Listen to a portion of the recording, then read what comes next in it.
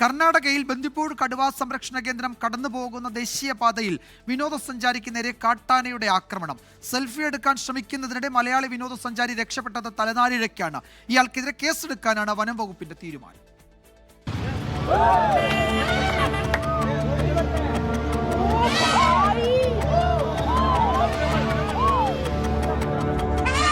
അത്ഭുതകരം ആ രക്ഷപ്പെടൽ.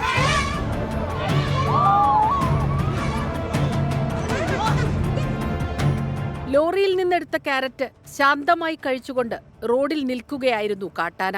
വാഹനങ്ങളുടെ നീണ്ട നിര കാത്തു നിൽക്കുമ്പോൾ ഒരാൾ വാഹനത്തിൽ നിന്നിറങ്ങി ആനയുടെ ഫോട്ടോ എടുക്കാൻ ശ്രമിച്ചു. ഇതോടെ പേടിച്ചരണ്ട കാട്ടാന സഞ്ചാരിയെ ആക്രമിക്കുകയായിരുന്നു. ആനയുടെ കാൽക്കീഴിൽ നിന്ന് അത്ഭുതകരമായാണ് ഇയാൾ രക്ഷപ്പെട്ടത്.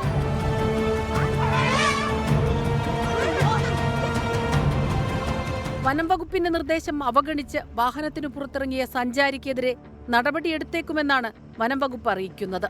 നേരിയ പരിക്കേറ്റ ഇയാൾ ചികിത്സയിൽ തുടരുകയാണ്. 24 വയനാട്.